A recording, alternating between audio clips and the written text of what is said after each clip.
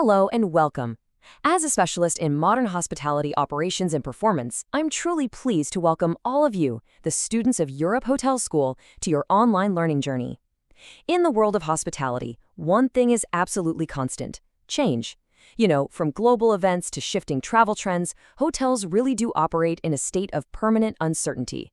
So you have to ask, how do the most successful ones not only survive, but actually thrive? Well, the answer is financial resilience. And in this explainer, we're going to break down the strategies that the best in the business use to master risk and build that lasting stability. So let's just start with that central question, right? How do the world's best hotels stay stable when the world itself is, well, anything but? And look, this isn't just some abstract theory. This is the core challenge for any leader in our industry. The secret, as we're about to see, really lies in mastering financial risk. It is so crucial to understand this from day one. You see, unlike a lot of other businesses, hotels are anchored by these huge fixed costs. You've got the building, the staff, the utilities. And yet, our revenue is completely at the mercy of things we just can't control. Think about market swings, travel demand, the global economy. So the goal isn't to avoid risk, because you can't. The real skill is to navigate that storm with foresight. To manage risk effectively, we first have to be able to name it. You can't fight what you can't see. And that brings us to our first section here, identifying financial threats. This is all about moving from that vague sense of worry to a really clear-eyed assessment of what specifically can hit our bottom line. So, what are these threats we're talking about? Well, risk breaks down into these tangible things. Revenue fluctuations? That could be a huge corporate conference canceling last minute, or it could be a new airline route that floods you with demand you just weren't ready for. Sudden cost increases? Think about a spike in food prices or energy bills. Then you've got changing interest rates that affect your loans, currency exposure from international guests, and maybe the most critical of all, liquidity. That's the risk of not having the actual cash on hand right when you need it the most. Naming these threats, really understanding them, is the very first step toward disarming them. Okay, so once we've identified the threats, what's next? The next logical step is to build our defenses. So let's move on to our second section and see how we do this. We call it building a financial shield. Now, the first layer of this shield is the one everyone thinks of: insurance. It's your safety net, right? It's for those catastrophic what-ifs, a fire, a major lawsuit, or something that forces you to close your doors for a while. It is absolutely essential. But, and this is the key point a lot of people miss, it's not enough on its own, not even close. And this slide illustrates exactly why. Over on the left, you've got your external protection. Insurance is a reactive tool. It transfers a specific risk to someone else. But look at the right side. That's where true resilience comes from, your internal buffers. Strong cash reserves, that gives you flexibility. Diversified revenue streams, from rooms to F&B to events, spa services, that smooths out the bumps in income. And prudent debt management keeps you stable when revenues dip. Real strength, lasting strength, is built from the inside out. So, we have our shield in place. But what happens when an unexpected threat gets past it anyway?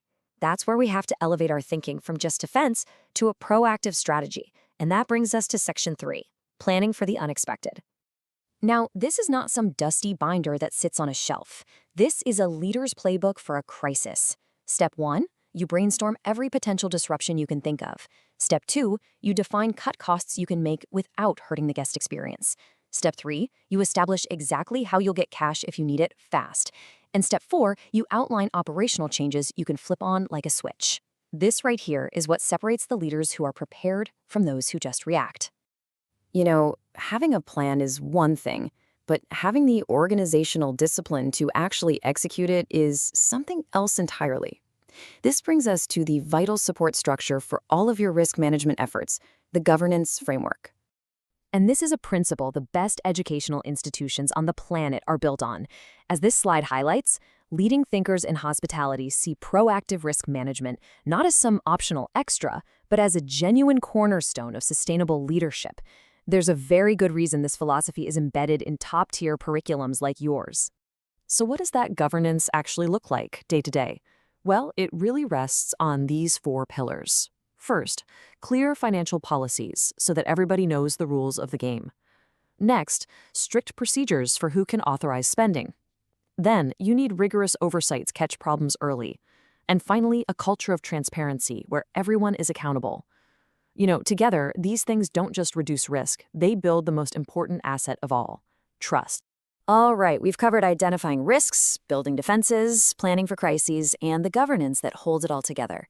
Now let's tie it all together with the guiding philosophy that should inform every single decision. Let's talk about Section 5, the long-term vision.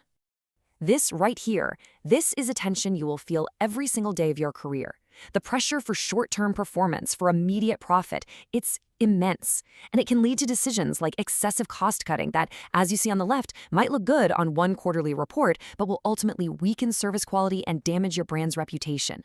The right side of this slide, that represents financial sustainability. It's about focusing on future value, protecting the quality of your product, and ensuring the long-term integrity and viability of your hotel. And let me tell you, that requires discipline. And that's really the heart of it all. The crucial point is this: true, lasting resilience isn't just an insurance policy or some contingency plan. It's a mindset. It's about having the discipline day in and day out to make the choices that protect the future value of the asset you are responsible for. So, I'll leave you with this question to reflect on. When you're in charge, and you've just learned about everything from identifying threats to holding a long-term vision, what's the very first practical step you will take to build resilience in your operation? Your answer to that question will start to define the kind of leader you're going to become.